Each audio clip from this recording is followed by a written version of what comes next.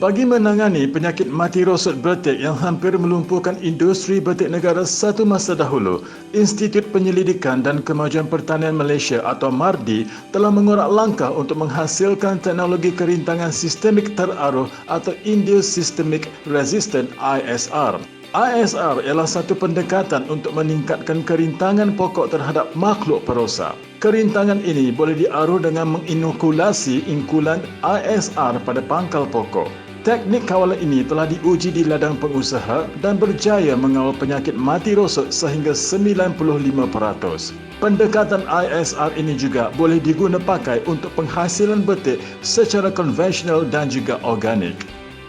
ISR bermaksud Induced Systemic Resistant ataupun dalam bahasanya kita panggil teknologi kerintangan sistemik teraruh, yang mana teknologi ini asalnya diusahakan oleh pihak MARDI di peringkat R&D-nya dan seterusnya diambil alih oleh pihak syarikat untuk komersialkan produk tu dalam skala yang lebih besar supaya manfaat ini dapat diguna pakai oleh petani-petani di Malaysia.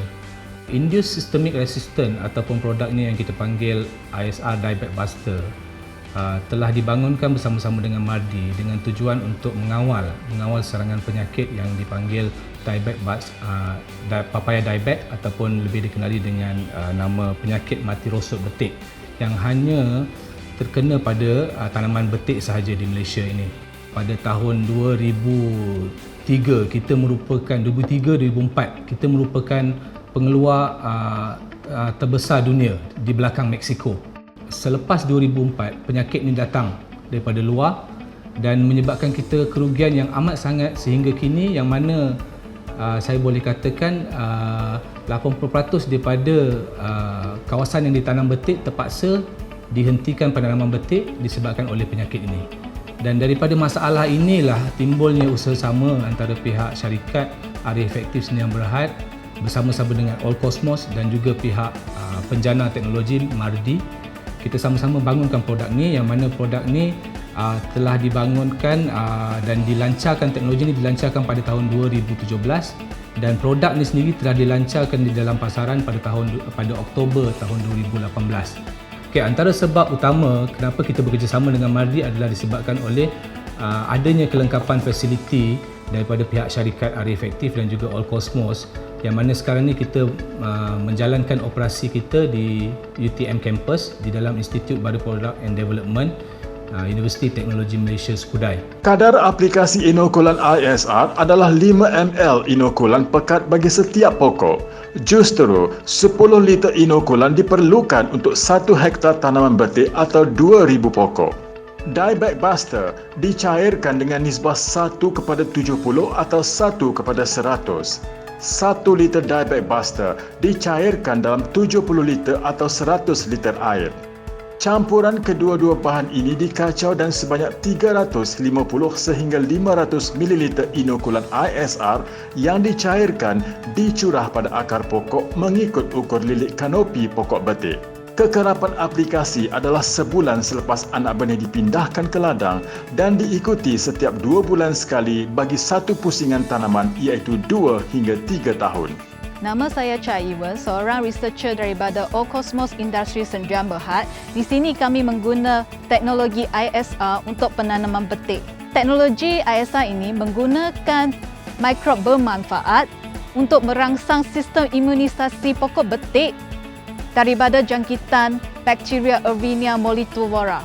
Faktor penghalang utama untuk penghasilan dan ekspor betik Malaysia adalah penyakit mati rosot betik. Walaupun permintaan meningkat dengan pasaran sedia ada dan baru, tetapi penghasilan betik tempatan telah merosot dengan teruknya dan kekurangan bekalan akibat jangkitan penyakit mati rosot betik. Justru, teknologi ISR yang direka cipta oleh MARDI ini mampu mengawal penyakit dengan berkesan dan meletakkan semula betik Malaysia di persada dunia seperti kedudukan sebelum kewujudan penyakit ini.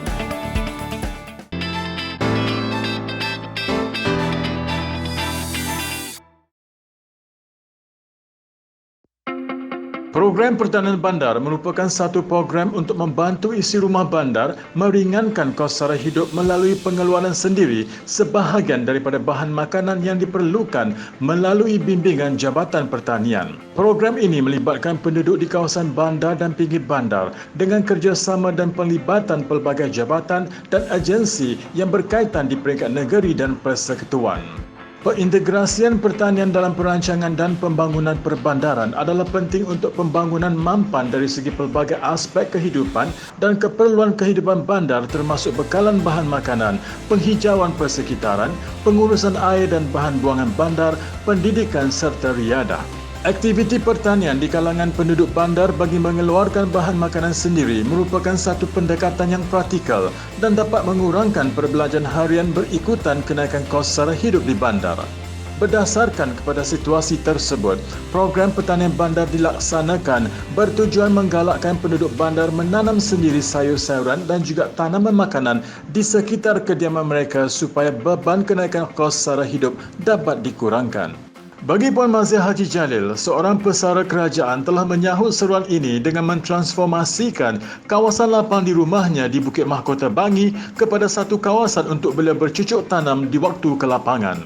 Dengan menggunakan teknologi fertigasi dan hydropot, beliau telah dapat menanam pelbagai jenis tanaman sayuran seperti sawi, kangkung, anggur, strawberry, mulberry, longan dan bermacam jenis tanaman sayuran serta buahan. Assalamualaikum dan selamat sejahtera.